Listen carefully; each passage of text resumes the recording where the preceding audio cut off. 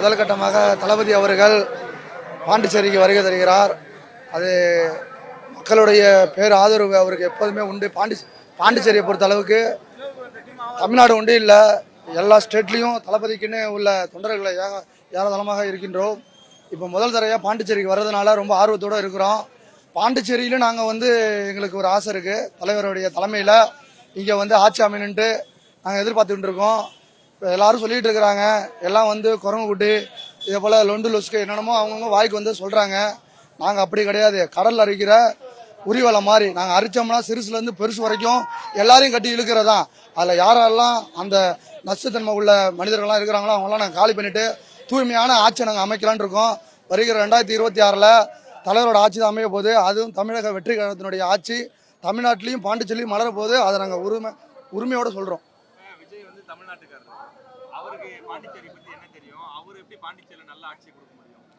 மக்கள் எல்லாருமே அங்கேயும் மனிதர்கள் தான், இங்கேயும் மனிதர்கள் தான். இதனால அங்கே ஒன்று இங்கே ஒன்று எதுவும் கிடையாது. அதனால மக்களுக்கு தர வேண்டிய ஆட்சியை முழுமையாக கொடுப்பாரு.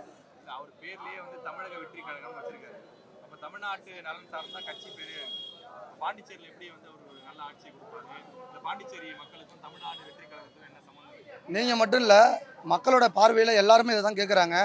தமிழக வெற்றி கழகம்னு வச்சிருக்கிறாங்க, இது வேணா புதுச்சேரியாக இருக்குது, அந்த பக்கம் பார்த்தீங்கன்னா கேரளாவாக இருக்குது அப்படின்றாங்க. அதெல்லாம் ஒரு சாதாரண விஷயம்தான்.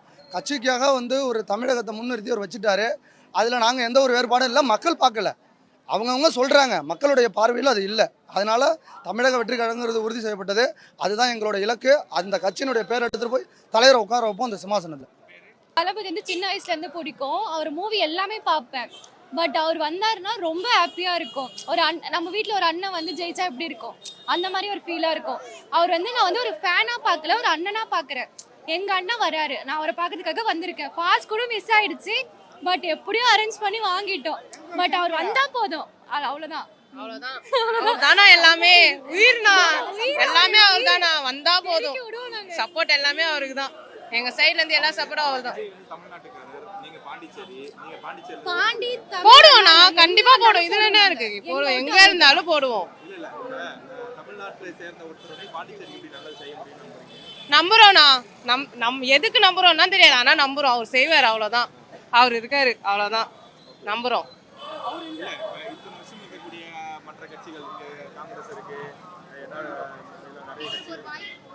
இருக்காங்க தான், என்ன பண்றாங்கன்னு தெரியலண்ணா. அவருக்கு ஒரு வாய்ப்பு கொடுத்தா தானே நான் தெரியும். எல்லாருக்கும் வாய்ப்பு கொடுத்துட்டீங்க, அவருக்கு ஒரு வாய்ப்பு கொடுத்து பாருங்க, என்னதான் பண்றாரு மாற்றுறாரு அப்படின்னு சொல்லிட்டு. வாய்ப்பு கொடுக்காமலே பேசினா எப்படி சொல்லுங்க? எல்லாரும் அவர் அடிக்கிறீங்க. என்ன நாங்க இருக்கிறோம், நாங்க இருக்கிறத மறந்துட்டு அடிக்கிறீங்க அவரை. நாங்க இருக்கோம், பெரிய கடலே இருக்கு அவரு பின்னாடி. அப்படியே சுத்தி பாருங்க, வரவேற்பு பத்தி உங்களுக்கே தெரியும். அப்படியே பாருங்க, அப்படியே காட்டுங்க எல்லாரையும். கண்டிப்பா மாறும், பாருங்க. பார்க்க தானே போறீங்க 2026. அப்ப பாருங்க, எங்க வந்தாலும் போதும், அவர் வந்தா போதும், வரட்டும். தளபதி நான் சின்ன வயசுல ரசிகனா இருந்தேன். இப்போ அவர் கட்சி ஆரம்பிச்சதுக்கு அப்புறம் ஒரு தொண்டெல்லாம் மாதிரி இப்போ கட்சி பணிலாம் பண்ணிட்டு தான் இருக்கிறாங்க.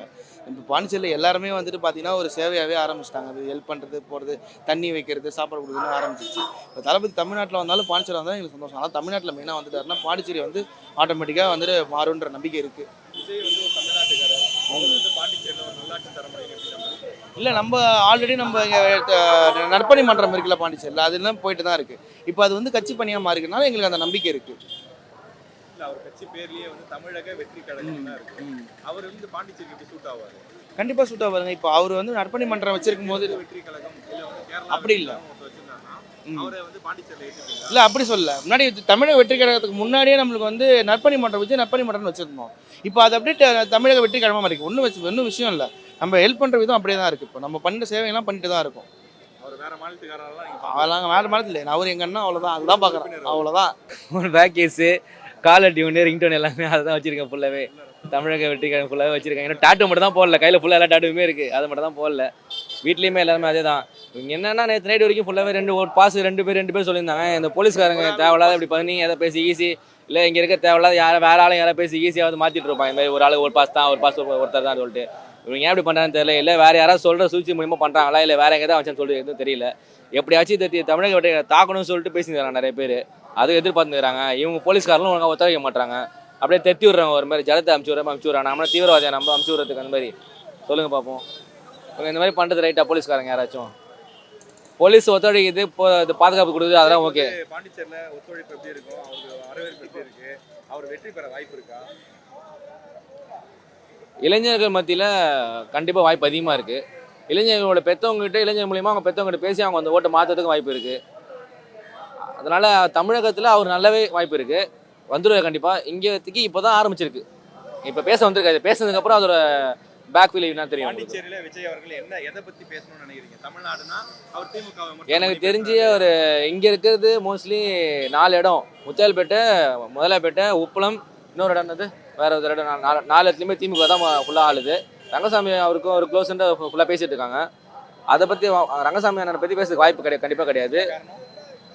அது என்னன்னா அவங்களுக்குள்ள ஒரு கூட்டணி ஆகும் அப்படி சொல்லிட்டு பேசியிருந்துருக்காங்க ஃபர்ஸ்டே, ஓகேங்களா? அது இருக்குமா இருக்காதுன்னு தெரியாது. ஆனால் இப்போதைக்கு கண்டிப்பாக டிஎம்கே ஃபுல்லாக தாக்குவார், அதுக்கு 100% வாய்ப்பு இருக்குது. தளபதி எவ்வளோ பிடிக்குன்னு கேட்குறீங்களா? அம்மா அப்பா நமக்கு எவ்வளோ பிடிக்கும், நம்மளோட குழந்தைங்க நம்ம அண்ணன் தம்பி எவ்வளோ பிடிக்கும், அதை விட ஒரு படி 2 படி அதிகமாகவே எங்களுக்கு தளபதியை பிடிக்கும், ஓகேங்களா? அவருக்காக உயிரே கொடுப்போம், கண்டிப்பாக உயிரை கொடுப்போம், தளபதியாக உயிரை கொடுப்போம். பிடிக்குங்க. கடவுளுக்கு ஒரு சில பேர் இந்த பக்தியில் வந்து கோயிலில் போய் சாமி ஆடுறாங்கல்ல, அப்படி தான் நினச்சிக்கலாம் நீங்கள். எங்களுக்கு வந்து இவர் தான் கடவுள், புரியுதுங்களா? எங்களுக்கு சாமி இவர் தான். நாங்கள் வந்து ஒரு கல்ல சாமியாக பார்க்கறத விட ஒரு மனுஷன் உருவமாக நாங்கள் சாமியாக பார்க்குறோம். அவர் வந்தால் எங்களுக்கு மட்டும் இல்லை, இந்த தமிழ்நாட்டு மக்களுக்கே நல்லது போடுவார்னு நாங்கள் நம்புகிறோம். நாங்கள் 25 வருஷமாக நான் கூட பயணிச்சுக்கிறேன். அவர் வந்து ரசிக மன்றமாக இருக்கும்போது, மக்கள் இயக்கமாக இருக்கும்போது, அவர் கூட நம்ம முடிஞ்ச வரைக்கும் என்னால் க்ளோஸாக நாங்கள் பழகிருக்கோம். அவரோட ரியல் கேரக்டர் எங்களுக்கு தெரியும். இது வரைக்கும் அவர் வந்து ஒரு ஒரு பொதுமக்கள் ஆகட்டும் சரி, யாரையும் வந்து அவாய்ட் பண்ணுற மாரி நடந்தது கிடையாது. யாராவது அரவணைச்சிப்பார், எதிரியாக இருந்தால் கூட ஒரு கோபம் பேசினா கூட நம்ம அரவணைச்சிப்பார். அதை நாங்கள் கிட்ட இருந்து நான் பார்த்துருக்கேன். அதனால எனக்கு தளபதி இன்னும் சொல்ல போனால் தளபதி நடிக்கிறத விட அவர் ரியலோ கேரக்டர் ரொம்ப பிடிக்கும் எனக்கு.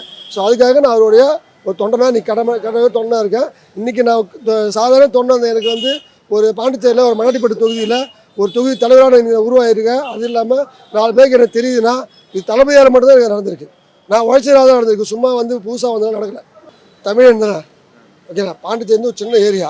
எம்ஜிஆர் காலத்துக்கு இதேமாதிரி சூழ்நிலை வந்துச்சு. எம்ஜிஆர் கட்சி ஆரம்பிக்கும் போது அங்கே அவர் சிஎம் ஆனார், எம்ஜிஆர் ஏடிஎம் கட்சியில் இங்கே ஒரு சிஎம் ஆனாங்க. அதுக்காக மக்களுக்கு நல்லது நடக்காமல் போயிடுச்சா? இல்லை அவர் வந்து பாண்டிச்சேரிக்காரங்க இவங்களுக்கு எதுவும் செய்யக்கூடாது சொல்லுவாரா? பாண்டிச்சேரிக்காரங்க மட்டும் இல்லை, தளபதி மனுஷனாக பிறந்த எல்லாருக்கும் மரியாதை கொடுப்பாரு. தமிழ்நாட்டு மக்களுக்கு மட்டும் இல்லை, இந்தியாவில் இருக்கிற மக்களுக்கு இருந்தாலும் சரி, வெளிநாட்டு மக்களுக்கு இருந்தாலும் சரி, அவர் அதுக்கான மரியாதையை கரெக்டாக கொடுப்பாரு. அதனால பாண்டிச்சேரி நீங்கள் ஒதுக்கலாம் நீங்கள் பேசக்கூடாது. ஒரு மீடியா தான் நீங்கள் கேட்குற கேள்வியே தப்புன்றேன். மக்கள் பேசிட்டுங்க, நீங்களே புரிஞ்சுக்கணுங்க, நீங்களே புரிஞ்சுக்கணும். கட்சி பேர்லயே வந்து தமிழக வெற்றி கழகம் ஓகே, அப்ப வந்து இது பாண்டிச்சேரி எப்படி சூட் ஆகும் அப்படின்னு இது தமிழ்நாடு தானே இருக்குது, இவங்களும் தமிழர்கள் தானே, இவங்களும் தமிழ்நாடு தானே வராங்க. இல்லனா பாண்டிச்சேரிக்கு சூட் ஆகுமா? பாண்டிச்சேரி மாநிலமா நீங்க அறிவிச்சிட்டீங்களா? இது பாண்டிச்சேரி மாநிலமா? இது இருங்க, இது வந்து ஒரு யூனியன் பிரதேசம். தனி முதலமைச்சர் இருக்காங்க, அதாங்க நான் சொல்றேன். தனி முதலமைச்சராக இருந்தாலும் அவங்களால எல்லா விஷயத்துக்கும் தமிழ்நாட்டில் இருக்கிற முதலமைச்சர் மாதிரி முடிவெடுக்க முடியும். ஆனால் ஒரு தமிழ்நாட்டு முதலமைச்சர் ஒரு திட்டத்தை அறிவிச்சாருன்னா அதை இங்கே இம்ப்ளிமெண்ட் பண்ண முடியும், புரியுதுங்களா? பாதிக்கு முக்கால்வாசி இது வந்து பிரெஞ்சு காலத்தில் இருந்ததுனால இது வந்து தனியாக வச்சுருக்காங்க. எப்படியா இருந்தாலும் தமிழ்நாட்டுக்கு நடக்கிற எல்லா நலத்திட்டங்களும் இங்கேயும் சேர்ந்து தான் நடந்துன்னு இருக்குது, இன்னி வரைக்கும் நடந்து தான் இருக்குது. அதனால் தளபதி அதை தான் ஃபாலோ பண்ணுவார். எவ்வளோ பிடிக்கும்னு இல்லை, அன்கண்டிஷனல் லவ், அது அப்படி தான் சொல்லலாம். ஒரு அப்பா, ஒரு அம்மா, ஒரு குழந்தை. இப்போ என் குழந்தை இருக்குன்னா எனக்கு அது காரணமே இருக்காது. அதுக்கு நான் காரணம் சொல்லணும்னு அவசியம் இல்லை. என் குழந்தை எனக்கு பிடிக்குன்றதுக்கு நான் காரணம் சொல்லணும்னு அவசியம். அந்த மாதிரி இதுதான் அப்படின்னு வரையறுக்க முடியாத அளவுக்கு அவர் மேலே ஒரு அன்பு இருக்குது.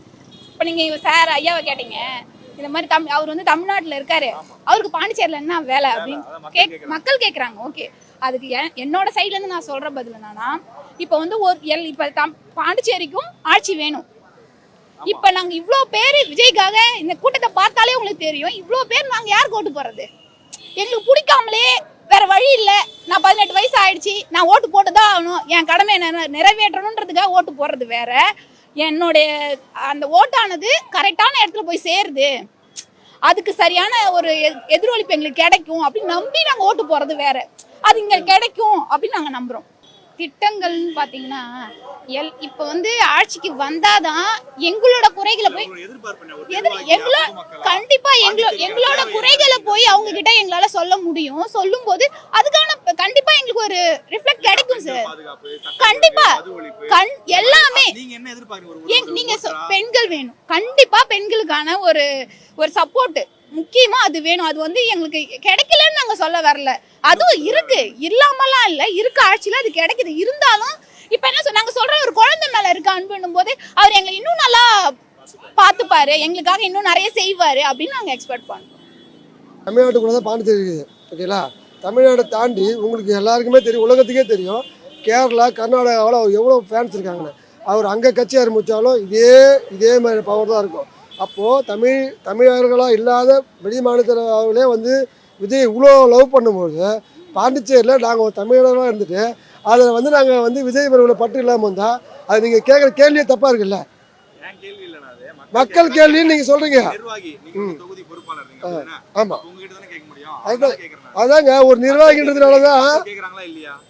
கேட்குறாங்க. ஓப்பனாக சொல்கிறேன், நாங்கள் ஒரு நிர்வாகின்றதுனால தான் இவ்வளோ தெளிவாக பதில் சொல்கிறோம். நீங்கள் ஒரு மீடியாவில் ஒரு 4 பேர் உட்காந்து பேசுகிறீங்க, அந்த 4 பேர் என்ன பேசுகிறாங்க? அவங்க சொல்கிறது அரசியலா? நான் கேட்குறேன். அவங்க பேசுறது அவங்க ஆளுக்கு ஒன்று சொல்லுவாங்க, அந்த கருத்து இல்லைங்க ஐயா. நீங்கள் அவங்களுக்கு நான் பதில் கொடுக்குறேன். இவ்வளோ டிவியில் உட்காந்து பேசுகிறாங்கல்ல, அவங்களாம் ஃபஸ்ட்டு யார்? அவங்க வந்து அந்த அரசியலை வந்து உருவாக்கணுங்களா? நான் கேட்குறேன். ஓட்டு போட போது அவரு ஒரு ஓட்டு தான் போடுவேன், நானும் ஒரு ஓட்டு தான் போட போகிறேன், புரியல? அவருக்கு கூட ஒரு 50 ஓட்டு போடுறாங்க, நாங்கள் 5000 ஓட்டு போடுவோம். அப்போ மெஜாரிட்டி நாங்கள் தானே. எங்களுக்கு தேவை என்ன? தலைமை சொல்கிற மாதிரி ஒரு சாதாரண ஒரு மனுஷனுக்கு ஒரு நல்ல ஒரு வேலை, அவங்க இருக்க ஒரு இடம், ஒரு சரியான முறையில் ஒரு சாப்பாடு, ஒரு மருத்துவம், இதுதான் அவர் கேட்குறாரு, புரியல? இது வந்து பேசிக்கான அரசியல். இதை தாண்டி நீங்கள் உங்கள் கொள்கை என்ன அது என்னன்னு கேளுங்க, தப்பு கிடையாது. எல்லாருக்கும் கொள்கை தெரியணும் அவசியம் இல்லை. இப்போ கேட்குறாங்களே, அவங்க எந்த கட்சியில் இருப்பாங்க, அவங்களுக்கு எல்லா கொள்கையும் தெரியுமா? ஒரு சொல்ல ஒரு ஆளுங்கட்சியோ ஒரு எதிர்கட்சியோ இருந்த கட்சிங்களோ அவங்களோட எல்லா உறுப்பினரையும் கூட்டுறீங்க, கொள்கை என்னன்னு கேளுங்க, எல்லாருக்கும் தெரிஞ்சிடுமா? ஒரு படித்தவன் அதை பற்றி தெரிஞ்சுன்னு ஆசைப்படுறவன் அவனுக்கு தான் அந்த விஷயத்தை பற்றி நல்லா பேச முடியும். எனக்கே கேட்டால் கூட தப்பு உங்களுக்கு உள்ள விஷயம் தெரிஞ்சால் கூட தப்பு சொல்ல வராது, புரியுதுல? நீங்கள் மடக்கி கேள்வி கேட்கலாம், அந்த கேள்வி கேட்கறதுக்கு பதில் சொல்லுவாங்க. ஆனால் எனக்கு ஒரு உணர்வு இருக்குது, அவங்க சொல்கிறது சரின்னு எனக்கு புரிஞ்சுக்கிற ஒரு அறிவு இருக்குது, அது போதும் எங்களுக்கு. இதை தாண்டி நாங்கள் வந்து அந்த காலத்து அரசியல் போடணும். இன்றைக்கி எதாவது அரசியல் வந்து போச்சு. இன்றைக்கி 10 வயசு பையன் 8 வயசு பையன் விஜய் வந்ததுக்கப்புறம் அரசியல் புதுசாக ஒன்று பார்க்க ஆரம்பிச்சிட்டான். அதான் நமக்கு தேவை.